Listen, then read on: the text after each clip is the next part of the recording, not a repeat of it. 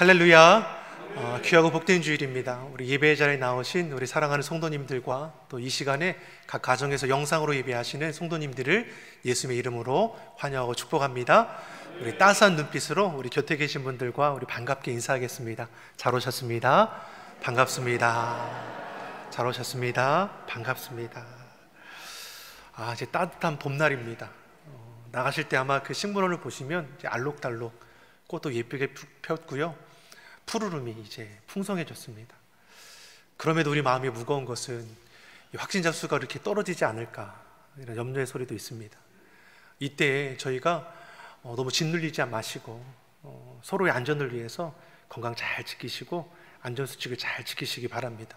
이러할 때에 왜냐하면 스스로 지킬 수밖에 없습니다. 무증상이나 또 그런 걸 알 수 없는 상황에서 이제 계속 확진자가 지금 생겨나고 있지 않습니까? 결국 개인의 위생이 중요하고 꼭 마스크 착용 잘 하시고 서로를 대면할 때는 주의할 수 있도록 그래서 우리 가정뿐만 아니라 우리 교회도 또 우리 지역도 안전하게 지켜나가기를 간절히 소망합니다. 계속해서 에베소서의 말씀으로 은혜를 나누고 있습니다. 사도 바울은 에베소 교회를 향해서 이제 편지를 하죠. 에베소서입니다. 에베소서를 가르쳐 우리가 옥중서신이라고 부르는 것은 에베소서를 기록하고 있는 장소가 로마 감옥이기 때문입니다. 로마의 감옥에 갇혀 있는 이 사도 바울이 에베소 교회 성도들을 향해서 권면하는 말씀이죠. 그러니까 처음에 1장 1절과 2절의 말씀을 보면 자신이 누구인지를 먼저 밝힙니다. 나 사도 바울은 예수님의 부르심을 받아 사도된 자라고 자신을 드러내죠. 그리고 나서 가장 먼저 말씀하는 것이 찬송하리로다. 로마 감옥에 갇혀 있는 사도 바울이 자신의 신분을 밝히고 제일 먼저 전하고 있는 말씀이 무엇입니까? 찬송하리로다. 찬송할 수밖에 없는 이유가 그 안에 있는 거죠. 로마 감옥에 갇혀 있는 핍박 가운데 있었음에도 불구하고 찬송할 수밖에 없는 이유를 이제 에베소 교회 성도들에게도 전해주고 있는 것을 우리 에베소서를 통해서 볼 수 있는 겁니다. 1장의 말씀을 통해서 사도 바울은 에베소 교회 성도들에게 너희가 어떠한 자인지 아느냐? 창세 전에 하나님께서 택하여 주셨고 하늘에 속한 모든 신령한 복을 받은 자이다. 너희가 그러한 자임을 알았으면 좋겠다. 제일 먼저 1장을 통해서 그 구원의 신비를 말씀합니다. 그리고 2장에 와서는 무엇입니까? 구원이 무엇인지를 밝혀줍니다. 죄와 허물로 죽었던 우리를 살려주셨고 우리가 구원받은 것이 전적인 하나님의 은혜임을 알게 합니다. 은혜로 구원받은 것이지 행위로 받은 것이 아니기 때문에 결코 우리는 자랑할 것이 없을 겁니다. 우리의 자랑은 우리를 구원하신 여호와 하나님, 그분의 은혜입니다. 사랑하는 성도 여러분, 우리 삶의 자리에서 여호와 하나님을 마음껏 자랑할 수 있기를 간절히 소망합니다. 그리고 주님 안에서 유대인이나 이방인이나 하나 되었다라고 말씀합니다. 서로 섞일 수 없을 것 같은 자들이 주님의 은혜 가운데 연합하게 되었습니다. 막힌 담이 허물어진 것이죠. 깨어진 관계가 화목하게 되었습니다. 무엇으로요? 하나님의 은혜로 되었음을 우리에게 말씀합니다. 그리고 나서 3장에서 무엇입니까? 이러한 구원이 사실은 감추어진 비밀이었다는 겁니다. 이 비밀을 믿는 자들에게 보여주셨습니다. 육신을 입고 이 땅에 오신 예수님을 구원주로 영접하면 천국 영원한 생명을 얻게 된다라는 것을 알게 하셨습니다. 그리고 이러한 모든 믿음의 경륜이 주의 몸된 교회를 통해서 선포되고 증거될 거라는 것이죠. 사랑하는 성도 여러분, 구원받아 하나님의 자녀된 저와 여러분들은 믿음의 공동체를 이루어가지 않습니까? 이곳에서 주의 말씀을 나누고 하나님을 예비하며 또 나아가 주의 복음을 증거하는 삶을 살아가게 됩니다. 이러한 기쁨과 은혜는 구원의 신비를 깨닫는 그리스도인만이 누릴 수 있다는 것을 사도 바울이 에베소 교회 성도들에게 전해주는 것입니다. 이처럼 1장에서 3장까지의 말씀은 구원의 비밀, 주님 안에 너희가 바뀌어진 자, 너희들의 신분이 무엇인지를 우리로 알게 했습니다. 우리의 신분이 무엇입니까? 하나님의 자녀입니다. 아멘입니까? 우리 선포해 보겠습니다. 나는 하나님의 자녀입니다. 나는 하나님의 자녀입니다. 자, 그리고 4장부터는 우리에게 뭘 말씀하는 겁니까? 그러면 구원받은 하나님의 자녀는 어떻게 살아가야 하느냐? 하나님의 자녀된 기쁨, 그리고 하나님의 자녀된 자로서 어떻게 살아가느냐, 이걸 우리에게 말씀해 주는 것이죠. 오늘은 1절에서 16절까지의 말씀을 읽었지만 1절에서 3절까지의 말씀을 통해서만 은혜를 나누도록 하겠습니다. 본문 1절의 말씀을 우리 같이 한번 읽어보겠습니다. 같이 읽겠습니다. 그러므로 주 안에서 갇힌 내가 너희를 권하노니 너희가 부르심을 입은 부름에 합당하게 행하여. 아멘. 그러므로 예수님 믿어 구원받아 하나님의 자녀된 너희는 그 부르심에 합당하게 행하는 자가 되라 말씀합니다. 행함이 중요한 것을 우리에게 말씀하죠. 믿음보다 행함을 중요하다고 강조하는 것이 아니라 믿음 있는 자는 그 믿음에 따른 행함이 동반되어야 한다는 것을 우리에게 말씀하는 것입니다. 창세전에 우리를 그리스도 안에서 택하여 주셨고, 예수 그리스도의 십자가의 그 사랑 가운데 우리를 구원하여 주셨고, 성령님으로 인쳐 주셨다라고 말씀해 주셨습니다. 이러한 구원의 은혜, 구원의 감격에 머물러 있는 것이 아니라 구원받은 자로서 합당하게 살아가야 할 책임이 믿는 우리에게 있다라는 것을 말씀하는 겁니다. 우리가 받은 구원의 은혜, 구원의 감격은 우리로 하여금 하나님의 자녀답게 하나님을 기쁘시게 하는 삶을 살아가도록 이끌어가는 것입니다.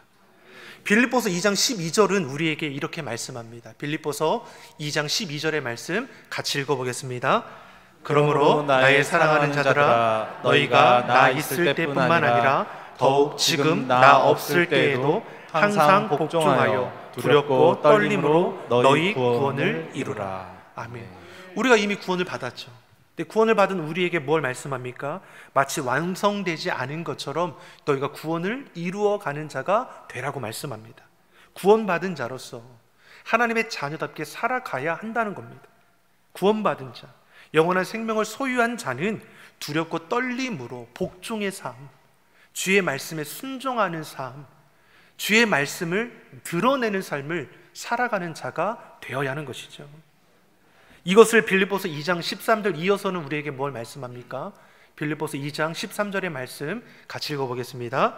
너희 안에서 행하시는 이는 하나님이시니 자기의 기쁘신 뜻을 위하여 너희로 소원을 두고 행하게 하시나니. 아멘.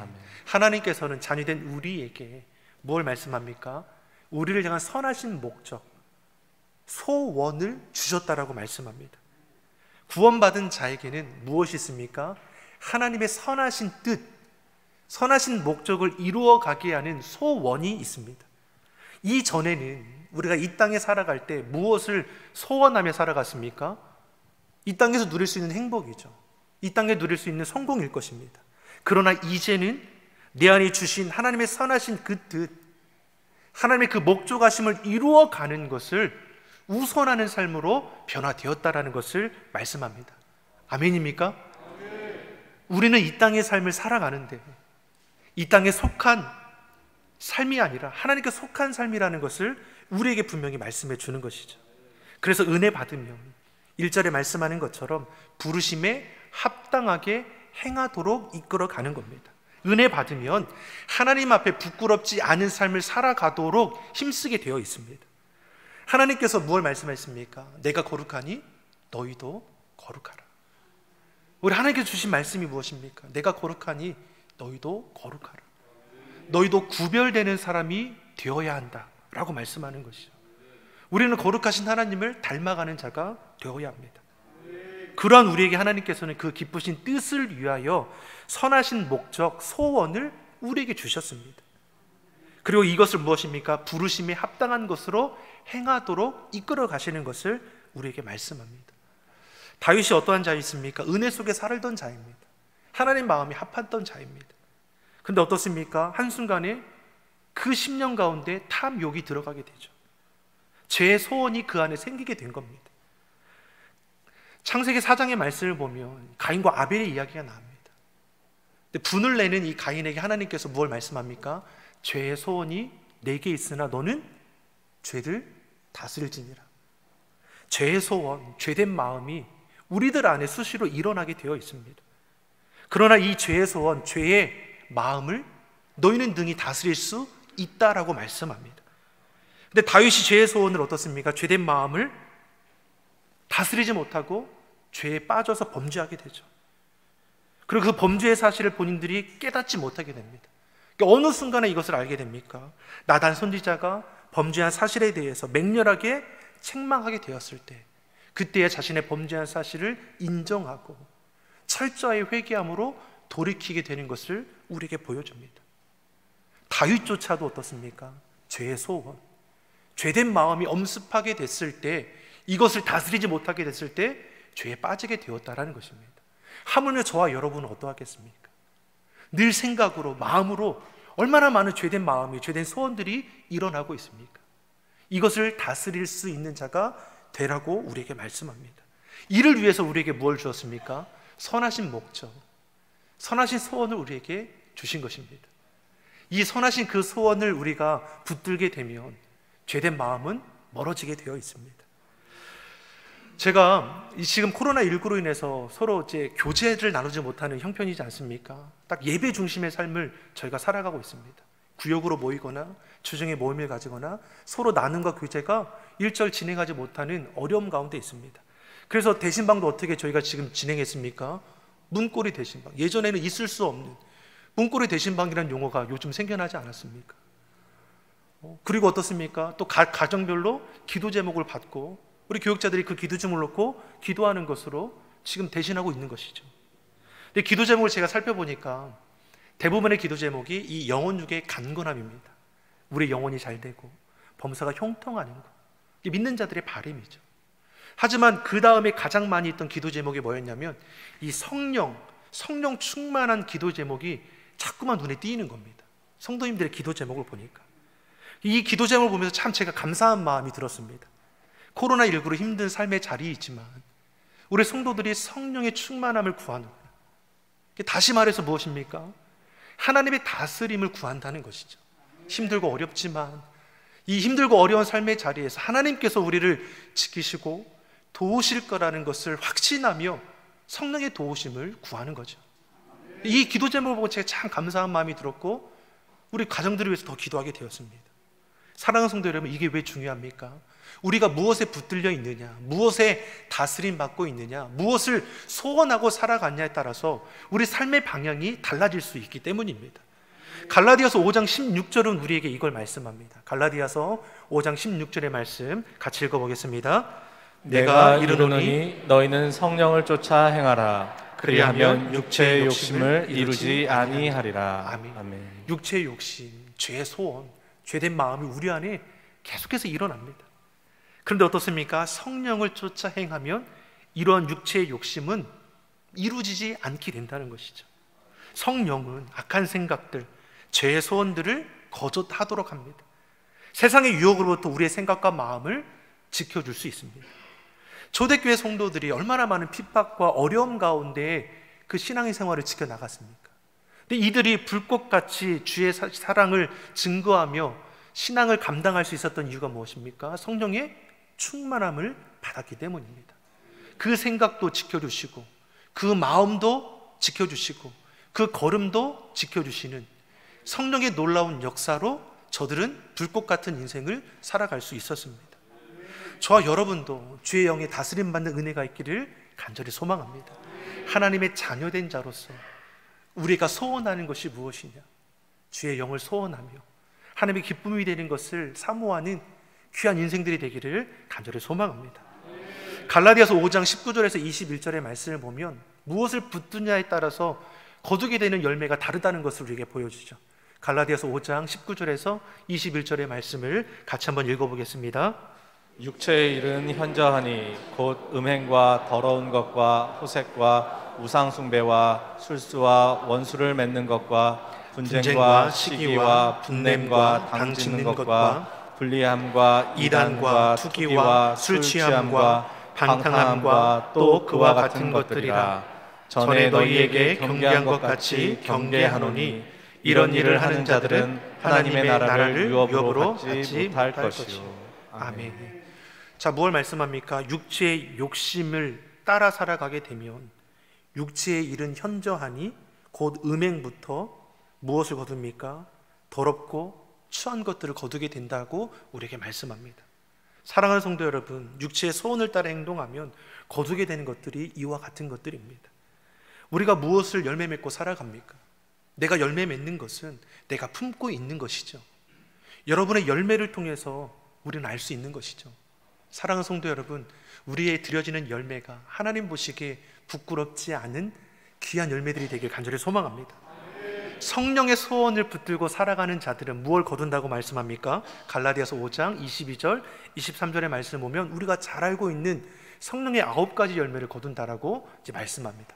우리 같이 한번 읽어보겠습니다. 오직 성령의 열매는 사랑과 희락과 화평과 오래 참음과 자비와 양선과 충성과 온유와 절제니 이와 같은 것을 금지할 법이 없느니라. 아멘. 하나님께서 우리를 향해 내가 거룩하니 너희도 거룩하라. 우리가 거룩해지는 삶이 가능한가? 사실 우리의 힘으로는 가능하지 못합니다. 내 힘으로는 불가능할 수밖에 없습니다. 그러나 주님 안에서 가능해진다라고 말씀합니다. 이미 우리는 구원받음으로 가능케 된 자들입니다. 창세전에 택함을 받았고 십자가를 통해 그 사랑을 확증해 주셨고 성령으로 하나님의 것이라 인쳐 주셨습니다. 우리는 구원받은 하나님의 자녀입니다. 우리의 소속은 결코 바뀌어지지 않습니다. 물론 우리는 여전히 부족하고 연약합니다. 그러나 우리는 예수님 믿은 후로 지금 많이 바뀌어졌습니다. 많이 변화되었습니다. 옆 사람에게 이렇게 고백하겠습니다. 당신은 눈부시게 달라졌습니다. 당신은 눈부시게 달라졌습니다. 아멘입니까? 아직 우리가 부족하고 연약하지만 그럼에도 우리가 믿음의 가운데 신앙생활의 가운데 우리는 많이 변화되었습니다. 많이 바뀌어졌습니다. 이전에 비하면 양반이 되었습니다. 예전 같았으면 가만히 있지 않을 일들도 한 번은 더 참아보고 두 번은 더 참아보지 않습니까? 예전에는 고민 없이 성질대로 했는데 이제는 성질대로 하는 것이 하나님 앞에 부끄럽다라는 생각이 더 먼저 들게 되었습니다. 이처럼 우리는 알게 모르게 주님 안에서 달라지고 있습니다. 그리고 더욱 달라져서 오늘 본문 13절에 나온 것처럼 그리스도의 장성한 분량에 충만하게까지 이르게 될 것입니다. 사랑하는 성도 여러분, 그러기에 주의 성도들 간에 서로 격려해주고 위로해주고 또 돌아봐주기를 간절히 바랍니다. 여전히 부족한 눈빛으로 바라보는 것이 아니라 이 정도로 달라진 거구나 라고 감동해 주시고 앞으로 더 바뀌어질 것을 기대하시고 감격해 주실 수 있기를 간절히 소망합니다. 자, 다시 한번 고백하겠습니다. 당신은 눈부시게 달라졌습니다. 당신은 눈부시게 달라졌습니다. 아멘. 우리가 그리스도 안에서 이렇게 달라진 자들이 있죠. 우리 어떻게 알 수 있습니까? 어려운 삶의 자리에 있지만 예배 드리기 위해서 성전에 나옵니다. 나오지 못할 때는 어떻습니까? 각자 있는 자리에서 영상으로라도 우리가 예배를 드리고 있습니다.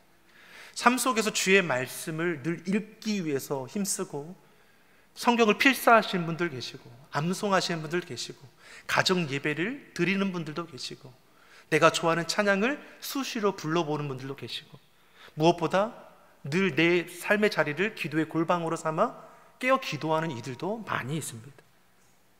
왜 이렇게 우리가 행할 수 있습니까? 하나님의 은혜를 알기 때문입니다.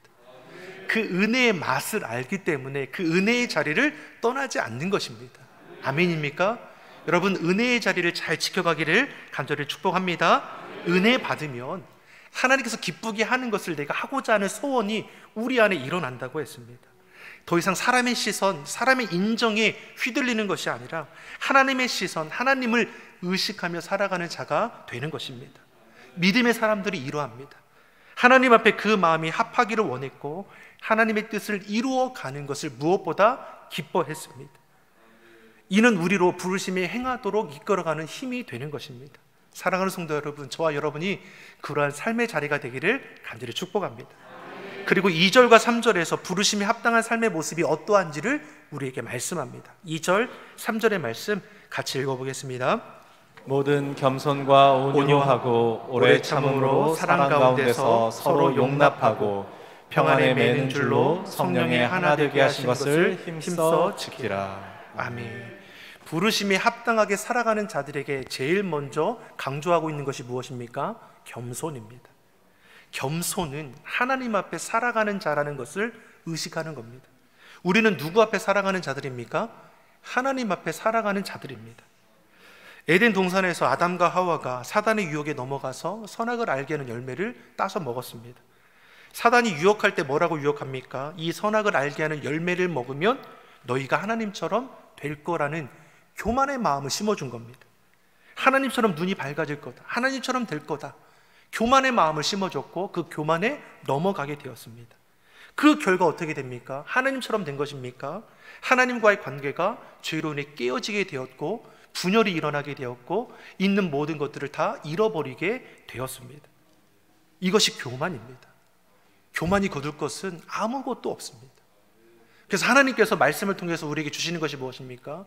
하나님은 교만한 자를 대적하신다고 했습니다. 얼마나 무서운 말씀입니까? 하지만 겸손한 자는 하나님이 은혜를 베풀어 주신다 말씀합니다. 겸손은 하나님을 앞세우는 자입니다. 반면에 교만은 나를 앞세우는 자입니다. 내 인생 내가 주인이 아니라 하나님이 주인 되심을 인정하는 것이 겸손입니다. 하나님이 주인 되심을 인정하는 자가 방탕한 삶을 살 수 있겠습니까? 하나님이 주인 되시는데 엉뚱한 것을 바라보며 헛된 것을 붙들고 허비하겠습니까? 내 성질대로 행하겠습니까? 결코 그렇게 하지 못하게 되는 겁니다. 그래서 우리 안에 겸손이 중요함을 제일 먼저 강조하는 것입니다. 베드로전서 5장 5절의 말씀을 보면 베드로가 겸손에 대해서 이렇게 말씀합니다. 사실 베드로는 겸손과는 거리가 멀었습니다. 혈기가 있는 자였음을 우리가 알지 않습니까? 근데 베드로전서 5장 5절에서 이 베드로가 고백하는 것이 무엇입니까? 우리 같이 한번 읽어보겠습니다. 같이 읽겠습니다. 젊은 자들아, 이와 같이 장로들에게 순복하고 다 서로 겸손으로 허리를 동이라. 하나님이 교만한 자를 대적하시되 겸손한 자들에게는 은혜를 주시느니라. 아멘. 겸손한 자들이나 장로들이나 서로가 어떻습니까? 겸손함으로 허리를 동이라고 말씀합니다. 겸손으로 허리를 동이라는 말이 무엇입니까? 겸손의 옷을 입으라라는 것이죠.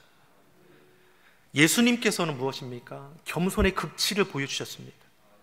하나님과 동등됨에도 불구하고 자신을 낮추셔서 육신을 입고 이 땅에 오셨고 자신의 생명을 십자가에 못 박기까지 그 겸손의 극치를 보여주셨습니다. 그러한 예수님께서 십자가에 달리시기 그 전날에 제자들과 마지막 만찬을 나누실 때에 하시는 행동이 무엇입니까? 제자들의 발을 씻겨주셨습니다. 베드로가 그것을 보는 것이죠. 베드로가 예수 그리스도의 그 겸손을 닮아가는 것입니다. 겸손의 옷을 입을 것을 말씀합니다. 서로 섬겨줄 것을 말씀합니다. 남녀노소 구분함이 없이 겸손함을 입은 자들이 먼저 섬겨주면 되는 것입니다. 또 인간관계에서 가장 중요한 것이 무엇입니까? 저는 인사라고 생각합니다. 여러분, 서로를 볼 때 누가 먼저 인사하면 어떻습니까? 먼저 마주치는 사람이 인사를 먼저 할 수 있길 바랍니다. 내가 모르는 사람일지라도 주님의 몸된 교회에서 만나면 다 형제 자매 아닙니까? 제가 이런 얘기를 하는 것은 저희 자녀들 때문에 하는 겁니다. 요즘 아이들, 저희 아이들만 그럴 수 있으니까요. 요즘 아이들하고 표현을 하지 않겠습니다. 저희 아이들을 보니까 인사성이 참 부족하다는 걸 느낍니다. 인사를 할 때 어떻게 하는지 아십니까? 익숙하시죠? 제가 놀랐습니다. 허리를 숙여야지. 최소한 15도는 어른들한테 인사할 때는 최소한 30도까지는 더 숙여야 하지 않겠니? 이렇게 가르칩니다. 사랑하는 성도 여러분, 이걸 통해서 우리가 뭘 알 수 있습니까? 참 자기 중심으로 살아가는 시대입니다. 주변을 돌아보지 않습니다. 당연히 해야 할 것들을 당연히 하지 않는 것에 대해서 누구도 지적하지 않는 시대를 살아갑니다. 지적하면 어떻게 됩니까?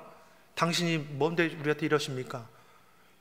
이런 연합하는 관계가 깨어지는 시대를 살아가고 있습니다.